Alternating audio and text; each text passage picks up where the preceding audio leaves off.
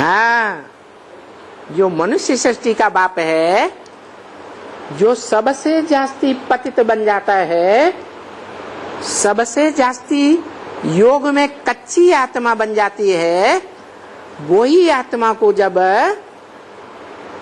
निराकार आत्माओं का बाप मिल जाता है, पहचान मिल जाती है,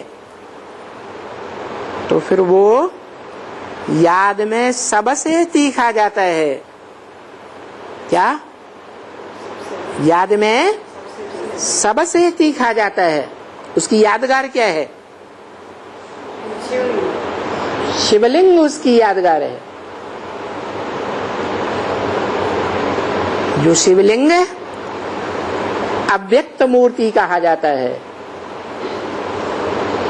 अव्यक्त भी है क्योंकि नाक, आंख, कान, हाथ, पांव, साकार इंद्रियां नहीं है, इसलिए क्या है? अव्यक्त है। और व्यक्त साकार भी है। व्यक्त माने आंखों से देखने योग्य।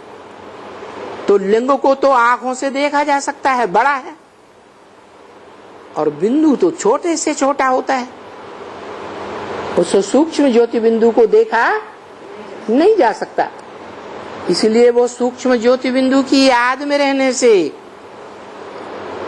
अव्यक्त भी है, और उसको अपना शरीर भी है। शरीर है या नहीं है? शरीर तो है, नहीं तो लिंग क्यों दिखाया जाता? जो कहता है कि मेरे तो लिंग की ही पूजा होती है और देवताओं की सभी इंद्रियों की पूजा होती है, लिंग की पूजा नहीं होती। तो शिव बाप तो कहते हैं न मैं पुजारी बनता हूं न मैं पूज्य बनता हूं। जो आत्माओं का बाप है, निराकार आत्माओं का बाप, वो पूज्य और पुजारी बनता है? वो तो बनता ही नहीं। तो ये शिवलिंग जो दिखाया गया है, जिसकी पूजा की जाती है, और बाप कहते हैं अपने ही रूप की पूजा करते हैं बनाकर। क्या?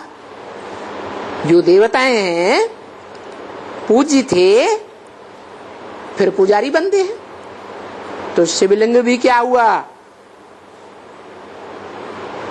है? उस लिंग रूप निराकारी स्टेज में स्थिर होने से पहले जब पुरुषार्थी रूप था, याद में रहते हुए दिखाया जाता है। शंकर को किस रूप में दिखाते हैं? याद में बैठा हुआ है। याद में बैठा हुआ है, इसका मतलब अपूर्ण पुरुषार्थी है या संपूर्ण पुरुषार्थी है? अपूर्ण पुरुषार्थी है। तो जो अपूर्ण पुरुषार्थी है, वो संपूर्ण पुरुषार्थी बनने के लिए याद में बैठा हुआ है। याद में बैठना ये साबित करता है कि वो अपूर्ण आत्मा है, अपने से किसी ऊंचे को याद करती है। तो बताया